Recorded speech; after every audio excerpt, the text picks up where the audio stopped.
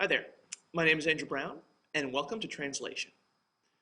This video will review key structures and processes within protein translation. After you've been exposed to the hardware, we'll go step by step through the translation process and end with a few models whereby nascent polypeptides are modified. After watching this video, you should be able to recognize molecules such as the tRNA pictured here, or answer questions like this one, which tests your knowledge of the function of the ribosome. Before we can get into the actual process whereby translation occurs, it is important to review the agents at work. The 80S eukaryotic ribosome is made of a combination of protein and rRNA. Its structure is divided into large and small subunits, which house the three tRNA binding sites labeled A, P, and E. And as we'll see later, these three sites can be remembered for their roles in activation, proliferation, and exit. The rRNA strands that comprise the eukaryotic ribosome are named by their size. The 28S, 18S, and 5.8S rRNA strands are cleaved from a single 45S precursor that is transcribed in the nucleolus by RNA polymerase I. At this point, you're probably wondering what this S means that we keep throwing around. And while it's a bit outside the scope of the MCAT, the S, or Svedberg unit, refers to the sedimentation rate of these molecules within a centrifuge. Roughly speaking, the bigger the molecule, the faster its sedimentation rate. The 5S strand is transcribed by RNA polymerase III.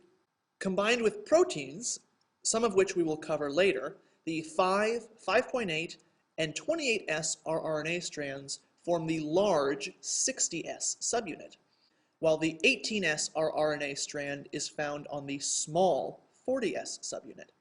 Before we move on to the prokaryotic ribosome, take a second to check the math here. Notice that the sizes of the rRNA strands do not quite add up to the size of the subunit. Therefore, it is in your best interest for test day to be able to recognize these rRNA segments at a glance. The 70S prokaryotic ribosome is comprised of 50 and 30S subunits and differently sized rRNA elements. It is these slight differences in size, in fact, which allow antibiotics to act specifically on prokaryotic ribosomes and leave our ribosomes unharmed. Now that we've seen the hardware involved, let's take a closer look at the translation mechanism. In initiation, the small ribosomal subunit is signaled by either the 5' cap structure in eukaryotic mRNA or the Shine-Dalgarno sequence found in the 5' untranslated region of prokaryotic RNA. When a start codon is recognized, the large ribosomal subunit binds, and translation begins with the help of initiation factors. In prokaryotes, the initial amino acid translated is N-formylmethionine, while in eukaryotes it is methionine. Note that in our example here, the large ribosomal subunit is pre-charged with an amino-acyl tRNA complex already in its P site. At this point, the next codon in the mRNA sequence is already being read in the A site, where the ribosomal complex prepares for elongation. Elongation is a three-step cycle that is repeated for each amino acid that is synthesized and added to the growing polypeptide chain. Ribosomes move in the 5' to 3' direction along the mRNA strand, making a new protein from its amino to carboxy terminus. The A site holds the incoming amino-acyl tRNA complex, which contains the next amino acid to be added. Its identity is determined by the codon now interacting with the A site.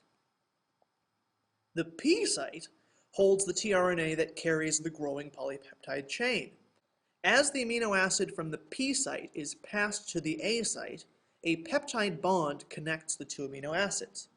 This shift requires peptidyl transferase, an enzyme that is part of the large ribosomal subunit and that uses GTP as its energy currency.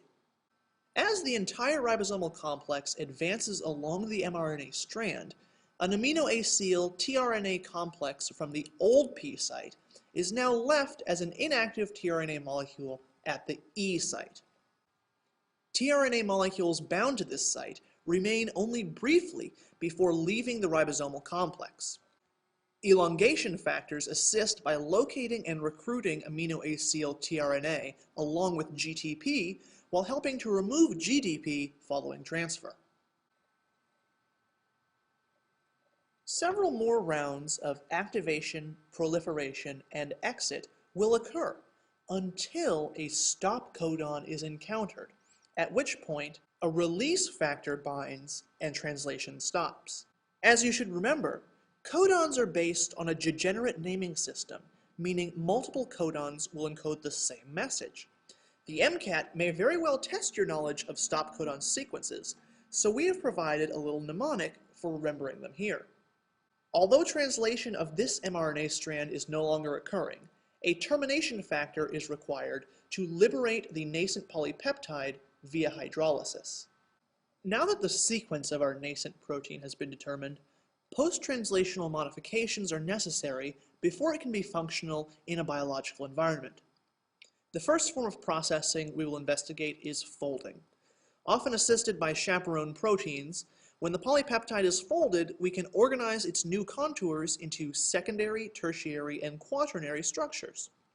If primary structure refers to the amino acid sequence of the protein, then secondary, tertiary, and quaternary structures refer to increasingly macroscopic levels of organization. At the quaternary level, you'll be comparing entire subunits of proteins and how they interact. Proteins can also be modified by chopping the larger peptide into smaller pieces, such as through hydrolysis. Oftentimes, cleavage reveals biologically active proteins within a polypeptide, such as in the example of insulin. In proteins with quaternary structure, subunits may combine to form a functional protein. The example of this most likely to appear in your MCAT is hemoglobin, which is composed of 2 alpha chains, indicated here in red, and 2 beta chains, indicated here in blue. The last mode of post-translational processing we will discuss is addition, which describes the ligation of other biomolecules onto a peptide. It can occur via one of the following processes: by phosphorylation, in which a phosphate group is added by a protein kinase, effectively activating or deactivating the biological molecule; carboxylation, in which a carboxylic acid group is added to a protein, usually serving as a calcium binding site; glycosylation, which involves the addition of oligosaccharides, usually within the endoplasmic reticulum or Golgi apparatus of the cell, determining cellular export destinations; and prenylation, which is the addition of lipid groups, usually to certain membrane-bound enzymes. That concludes the material that this video is going to review. Now let's move on to some questions so you can practice what you've learned. This first one is testing your knowledge of ribosome function. The answer should be C here. The easiest way to approach this question is by first evaluating the answer choices. Because the question stem asks us about ribosome inhibition, we can immediately eliminate answer choices A and B, which deal with transcription and replication, respectively. We are thus left between answer choices C and D, and while both of those deal with protein synthesis or translation, only C involves a phenomenon that could be due to ribosome inhibition. This next question is testing your ability to name eukaryotic codons, specifically the UAG codon. The answer to this one should be B. Using the mnemonic we introduced in our discussion of translation termination, you should recognize UAG as a stop codon, which signals termination factors to end translation. If you got those questions right, awesome job. If not, please feel free to go back and watch this video as many times as you need. Before we finish, however, let's review once again what was covered in this video. We started with the 80S eukaryotic ribosome, which is composed of a 60S subunit and a 40S subunit, both of which are composed of rRNA and protein mixtures. We then saw the 70S prokaryotic ribosome, which is made of slightly smaller components of 50S and 30S. We then reviewed the translation mechanism, starting with initiation. Initiation begins when the small subunit of the ribosome binds a specialized structure in the mRNA sequence. When a start codon is recognized, the large ribosomal subunit binds, forming the initiation complex. In elongation, the ribosome progresses along the mRNA strand as new codons are encountered and their corresponding amino-acyl tRNA complexes are recruited to the A site.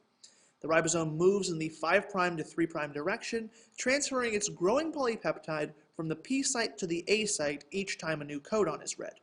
Eventually, a stop codon will be reached, which initiates termination and the detachment of our nascent protein. However, we're not done there, as one or several post-translational modifications may be required for our protein to become biologically active. Thanks very much for watching, and good luck in your continued MCAT study.